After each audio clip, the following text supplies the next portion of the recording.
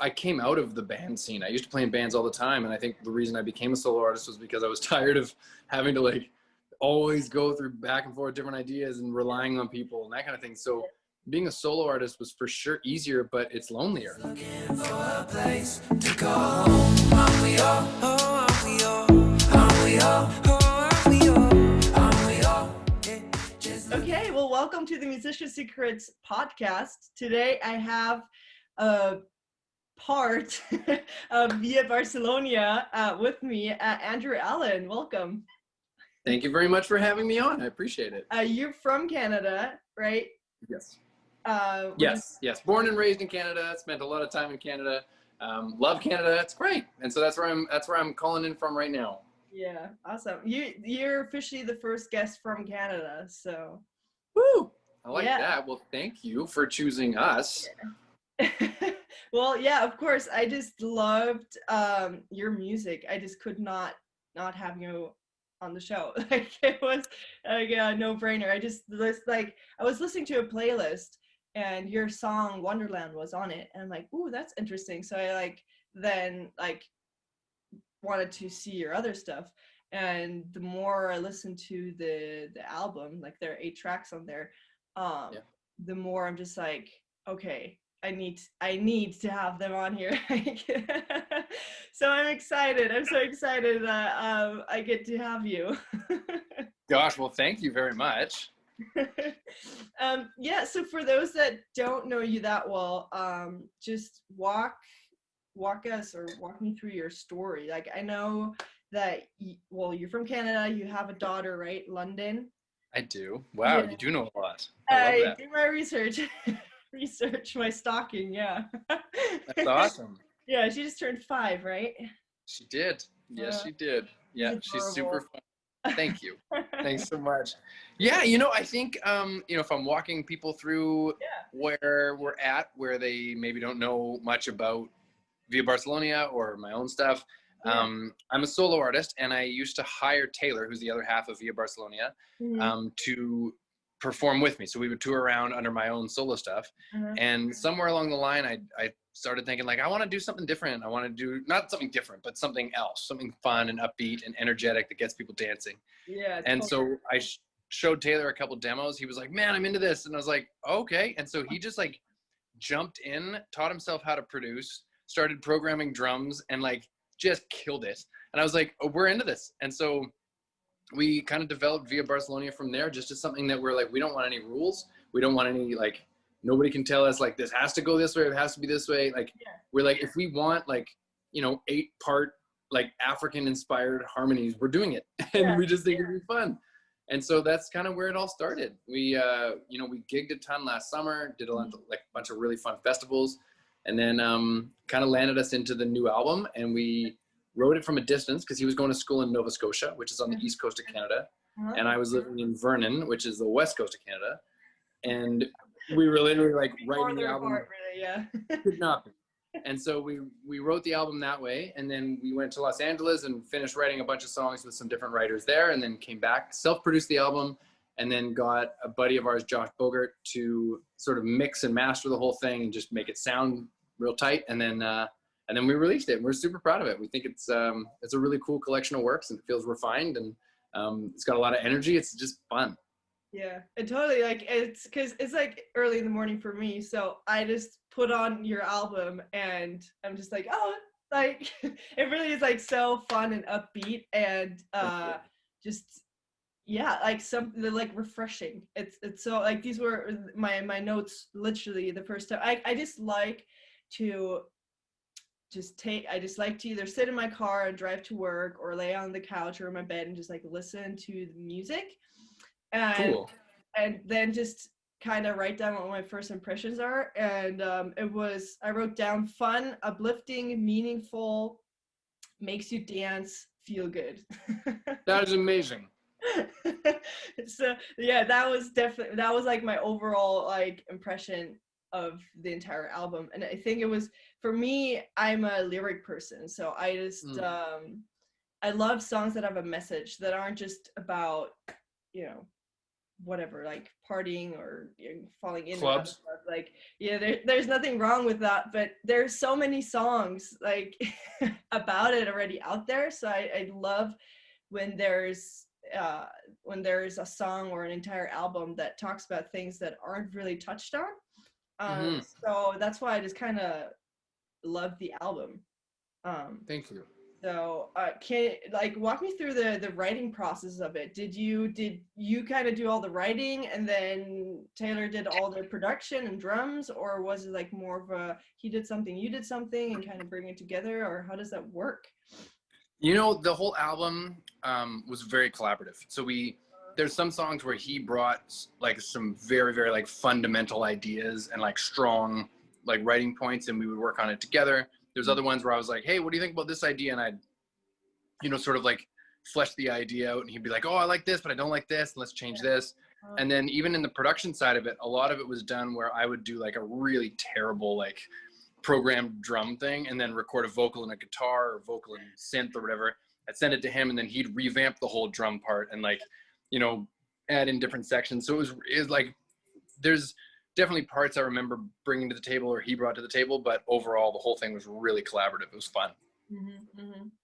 Would you say that makes things harder or easier? Like if because you're a solo artist, but then you also have Via Barcelona, like you can draw the, you know, the distinction between the two. Like what do you think is easier? Is it like being a solo artist and making all the decisions on your own, or, you know, having to consult with Tyler and being like, hey, what do you think? Like, yeah, I think, you know, being a solo artist, I came out of the band scene. I used to play in bands all the time. And I think the reason I became a solo artist was because I was tired of having to like always go through back and forth different ideas and relying on people and that kind of thing. So being a solo artist was for sure easier, but it's lonelier. So if you want a collaborative project, then you need to collaborate. And so you kind of put your ego aside and you hope that the other person does too. And you can just create something really special. And I think the idea of introducing new ideas, things that you wouldn't have thought about, are really important. And so I think for me, it was, yeah, I mean, there's definitely challenges with it, but there's also a lot of freedom in it, knowing that there's somebody else. Like you can't get super egotistical about it, because you can be like, oh man, that song rules. Well, I didn't write the whole thing. I shared it with somebody. So you can't get like super cocky about it. And then if you're like, oh man, we really tanked that, you don't have to feel so bad, because you're like, well, it might have been them. So it's like, you know what I mean? It's like, you got to share everything. It's good. It can go either way. Be like, oh yeah, you know, it wasn't all my fault. Totally. Yeah, exactly. That's cool. I haven't even thought about that. That's yeah, that's cool. Yeah, I think I agree. Like if you're a solo artist, like it's you're solo, right? So I mean, you have all the freedom in calling the shots, but you're also alone, like you said. It's I think it's cool that you have like both, that you have like your own little solo thing, but then have like Via Barcelonia. Totally. Well. It's a good mix. It works well. Yeah, that's really cool. So yeah, we talked a little bit about because you just came off of a live stream, right? So how has like 2020, how has it like changed your entire the entire music for you? Like obviously you switched to live streams, so I did a lot of live streams initially when all this stuff first happened, and then in the area of Canada where I live, they opened up the opportunity to perform for a maximum of 50 people, which was great. So I had a lot of actual live concerts. Via Barcelonia unfortunately didn't, because we definitely thrive off the energy of like a dance crowd, and that wasn't really available. So me as a solo artist, I was able to perform, you know, a handful of shows throughout the summer for 50 people kind of thing. Sorry, I think my video just cut out there for a second. It happens. Yeah. And so that was a good opportunity for me to be out there and actually like get to do what I love doing. But now because of all the restrictions that have been put in place, I've definitely had to do more live streams and kind of set those things up, which is not, I wouldn't say it's my favorite thing to do, but it's still a chance to be able to perform the music that you've created with the intention of performing it. Yeah. So that part's been good. Goodness gracious. It's actually Taylor calling me on the other line. I think he wants to be in on this call. Well, you can just click on the link and join. Right? I should tell him that, actually. You're like, hey, get on here. I'm on the interview you never told me about. Right? Exactly. Goodness gracious. Okay, let me, I don't know if you can still see me. Can you or no? No, I can't. Well, there's just. Oh, geez. It's so funny. We should, he should tell the story, I think. I probably should. Yeah, so we're a duo, and we both manage the Instagram account. And when I see that he's corresponding with somebody, I let him do that. And when he's or if I am, we just let each other do our thing. Yeah. And I did not know about this interview. And then I saw a notification pop up where you were waiting for somebody to be on this interview that I knew nothing about. But I'm happy to be here. Hello. Hi. Hello. So great for you to join us, Taylor. Oh my goodness. There you go. Well, I am currently in my car.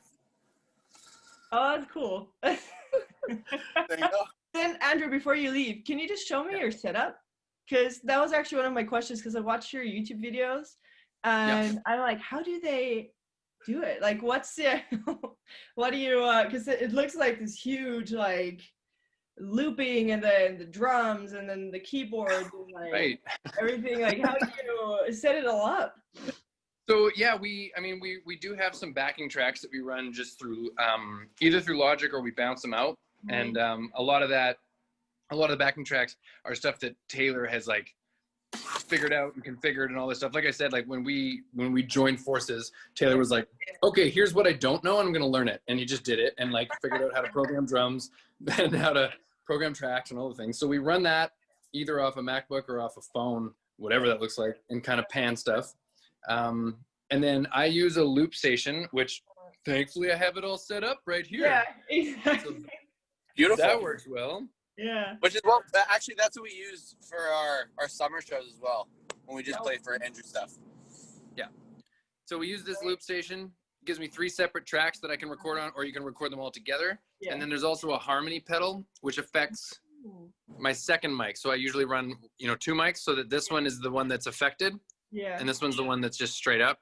All right. And then for Taylor, he's using like a regular drum set, and then he's also using an SPD, so that we can throw in effects and different sounds that sound more like the stuff that we have in the album, so that he can play a lot more of it live.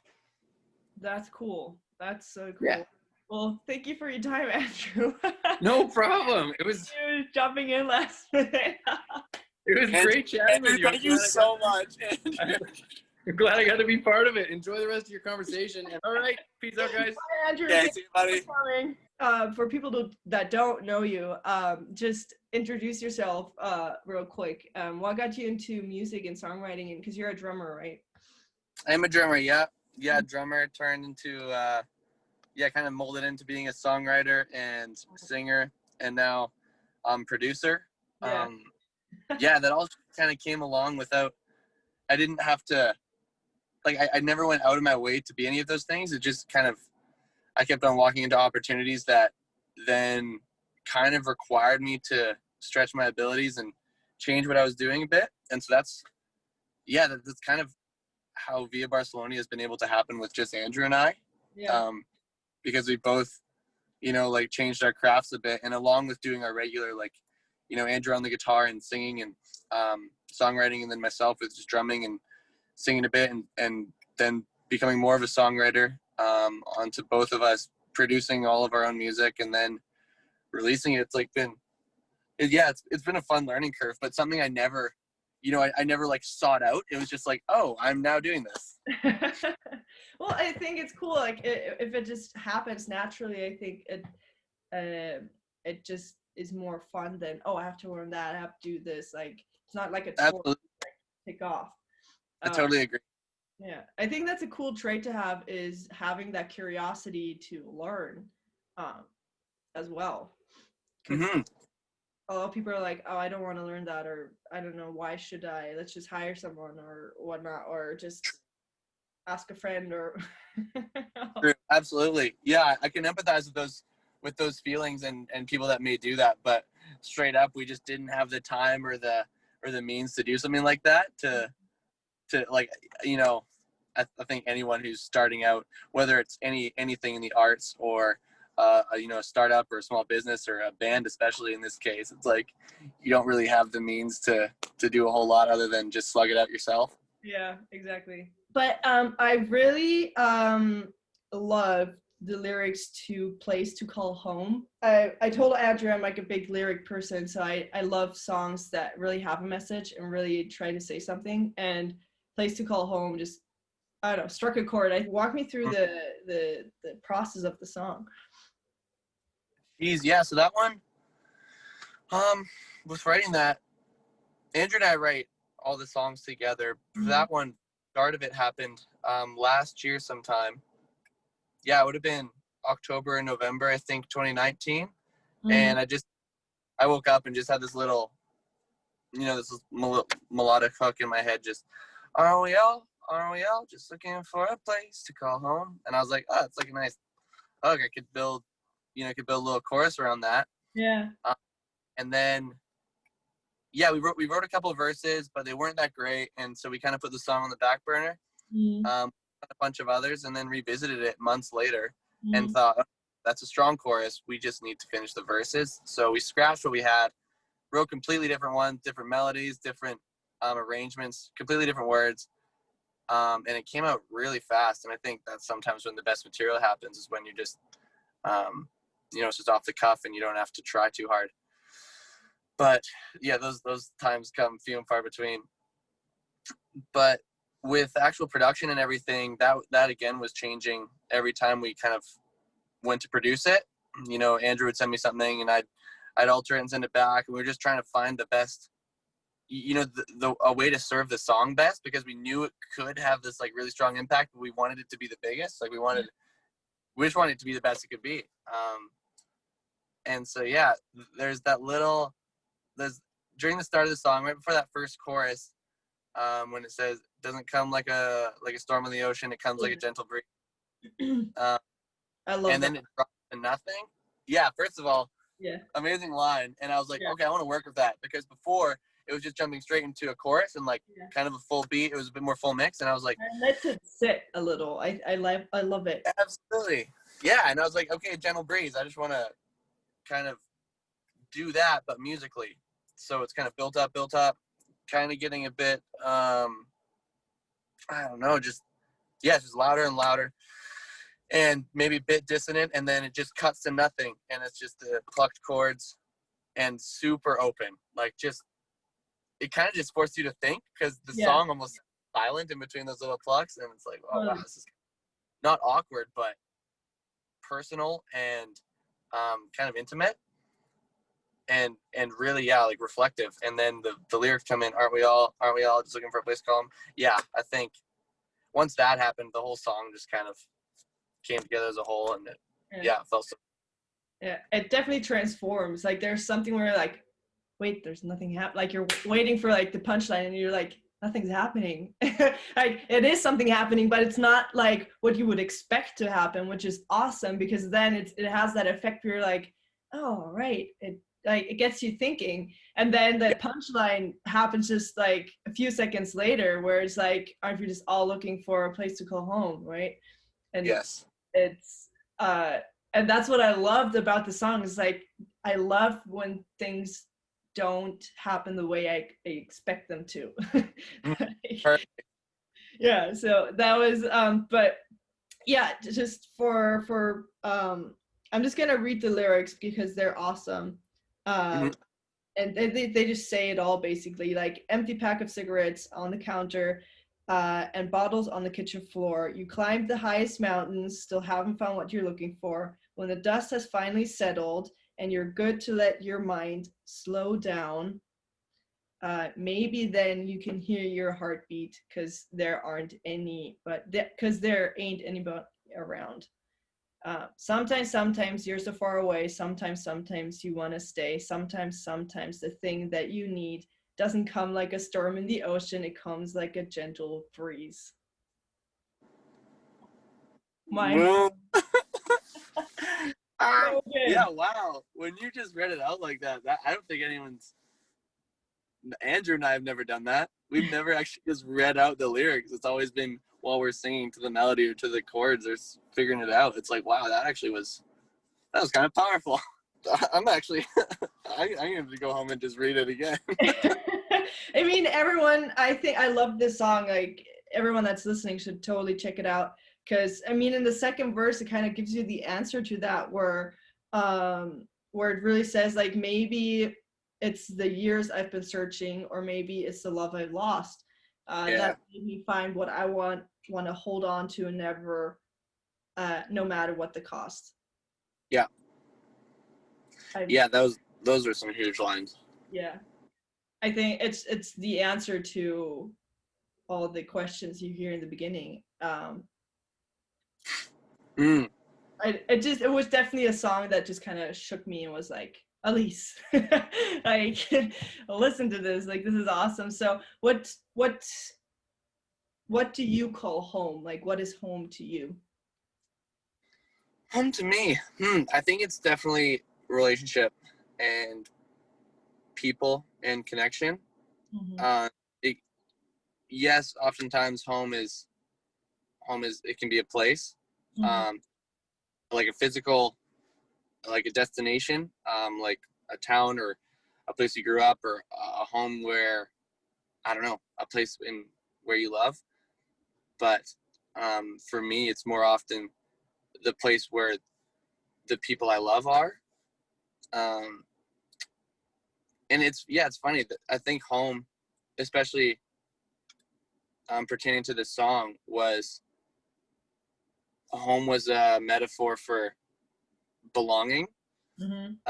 That was pretty much the driving factor of the whole song, was that everyone's looking for a place to belong and to feel like they matter, or that they're loved, or there's a purpose, or you know that there's a reason to get up.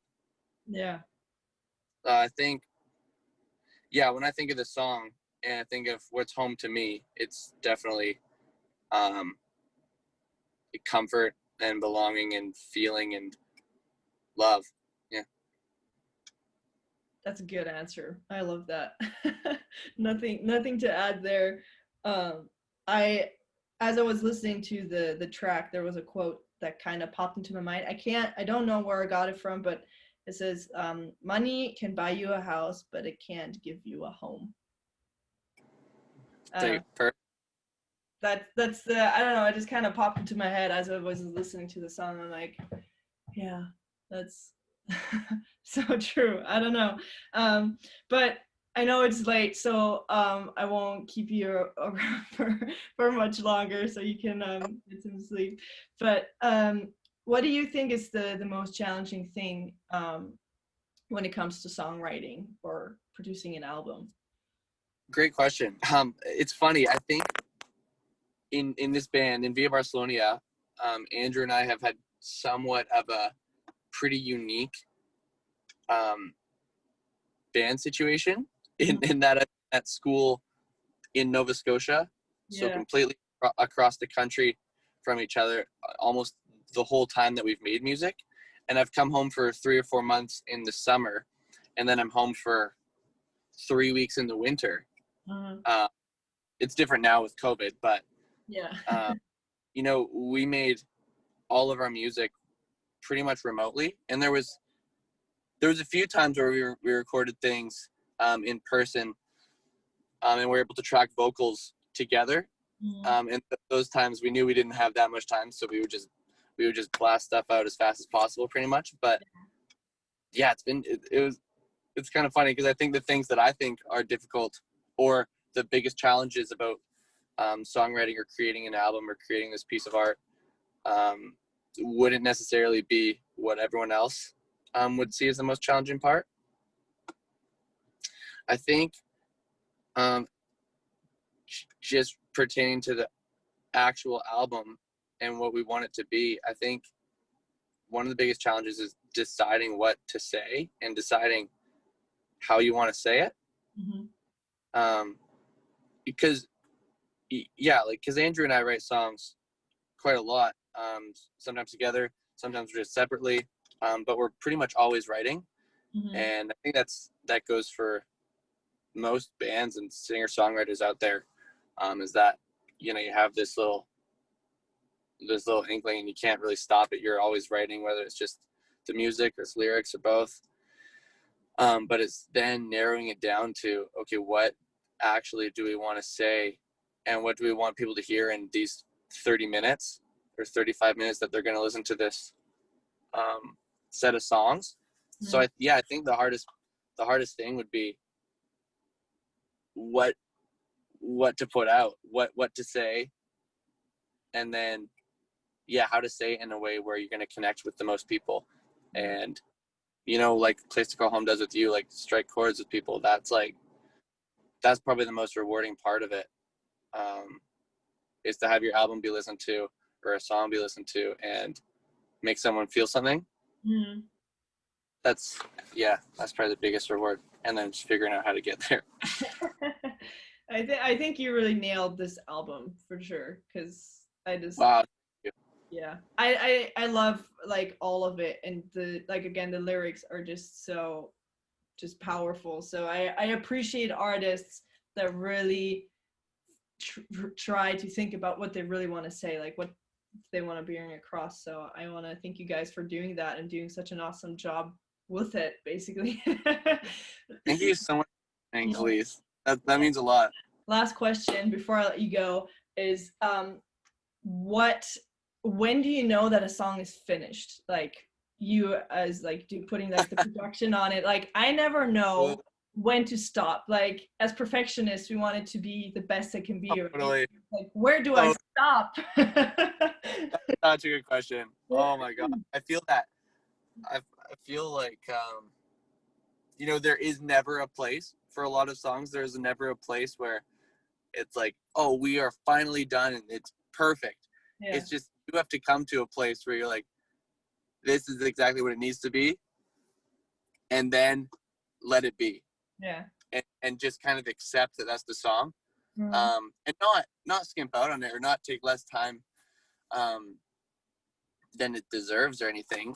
Like still absolutely try your hardest to make the song the best it can be, but in that there is like no end to what you could do to it to make it different. And you could always, oh, what if we try this or make it sound like this? You could do that all day for 10 years. Yeah. You'll never finish a song. That's why. Exactly. Where do you find the balance? That's the thing. Is like, okay, we're gonna get the song to be that it sounds the best, but without like overthinking it. That will take me forever or probably never to like bring it out.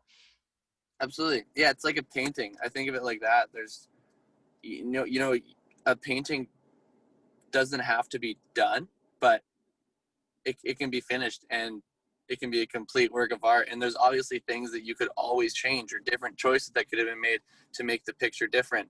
But it's just finding out what you want to get across with your work of art. And then once you've achieved that, then I think you've got your song, you've got your painting, you've got what you need.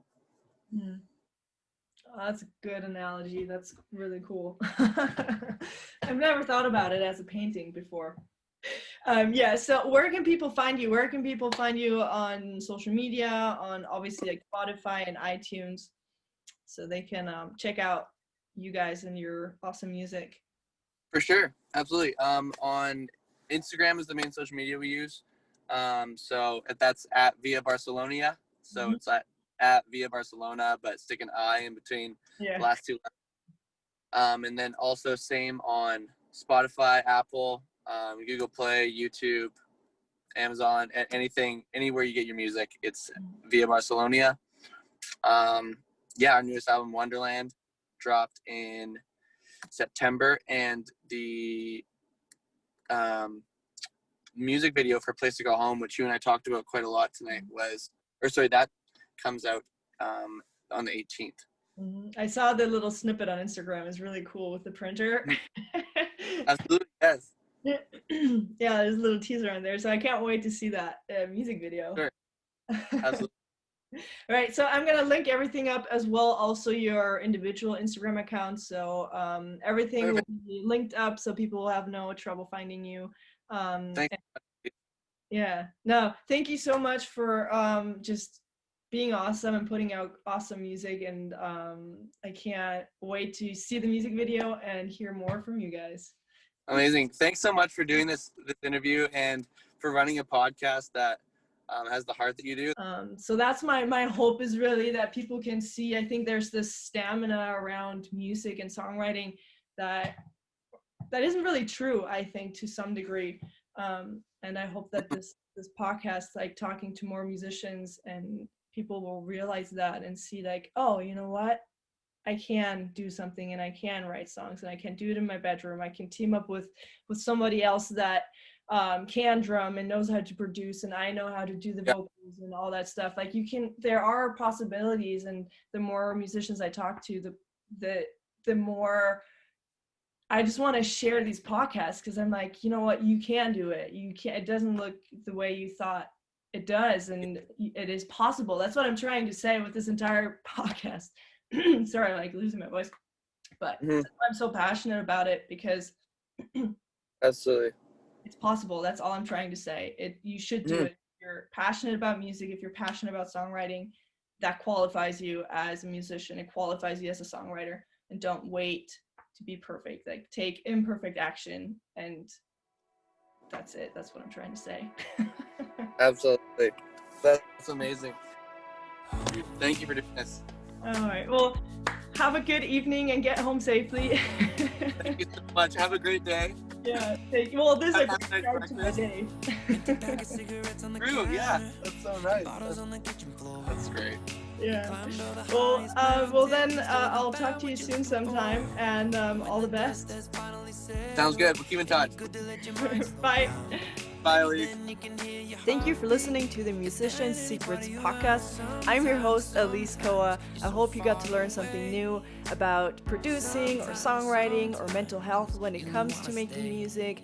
The fears that most musicians have when making music. So everything that's behind the scenes, behind making music, you will learn it here, because I'm basically talking to anyone that makes music all around the world. So I have a great privilege to learn all of that, and I can't wait to share it with you all. So follow this podcast if you enjoyed what you heard today, and go and share it with somebody that you think could enjoy this episode as well, benefit and learn from it. And as always, there's more information at alisekoa.com/podcast. Talk to you soon. Bye. Saw a shooting star from the highway in the middle of the night. I thought that I was doing it my way, that I was all alone in the fight. Or maybe it's the years I've been searching, or maybe it's the love I lost.